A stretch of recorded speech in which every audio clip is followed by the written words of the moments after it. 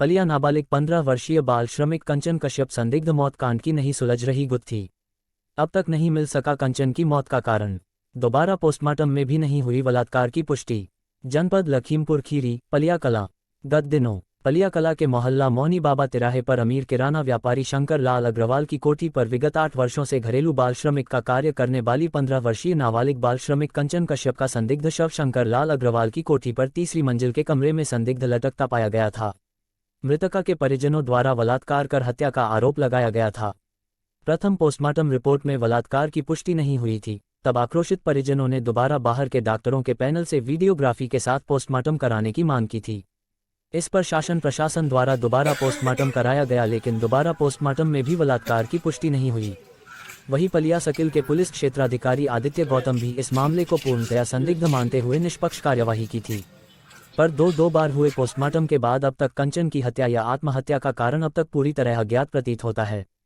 अगर कंचन की हत्या हुई है तो किसने और क्यों की, और अगर कंचन ने आत्महत्या की है तो क्यों?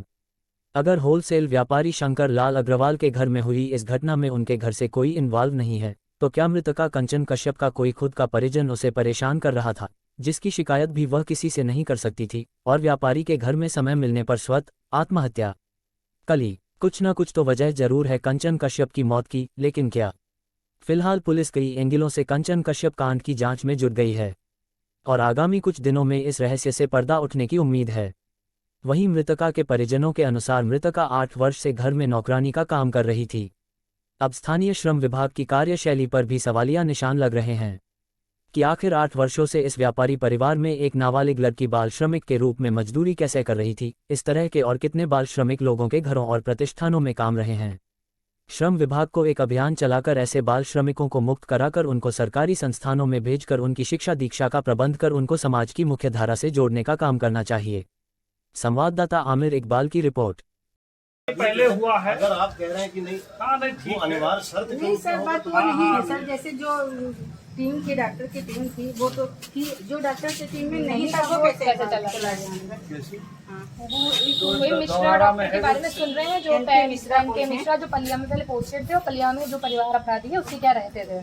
अब वो दोरारा में वो कैसे इंटरवीन कर रहे हैं इस मैटर में, जबकि अगर वो पैनल में नहीं है तो उनका इंटरवीन करने का कोई मैटर नहीं बनता ना, राइट? वो कैसे इंटरवीन कर सकते हैं? बस वही शक है, बस वही शक के आधार पर काम है। सबको आप इस तरह भी लें।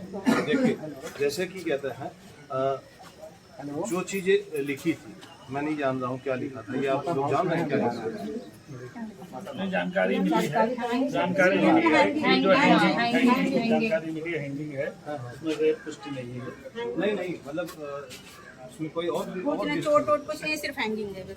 हल्की चोट गाल में बता रहे, ये लोग बता रहे हैं ना पीएम में नहीं है, वो तो ये लोग बता रहे हैं। जानकारी मिली। अच्छा, तो ये डिस्प्यूट का मुद्दा सिर्फ ये जी मतलब वो जो कागज में नहीं थे वो कैसे आ रहे हैं? डाउट तो वहीं से हुआ बस कि उनका डॉक्टर मतलब कैसे लेके आया। बस अपने आप जो है लोग बना देते देखिए, मम्मी पापा इसके है नहीं, हम ही लोग हैं जो कुछ हैं। नहीं वो जीजा ने पाला है, सही, अपनी औलाद की तरह पाला है। हम हुआ है, सही है, सच के लिए लड़ाई लड़ना चाहिए। हम और कुछ नहीं चाहते, इंसाफ नहीं बिल्कुल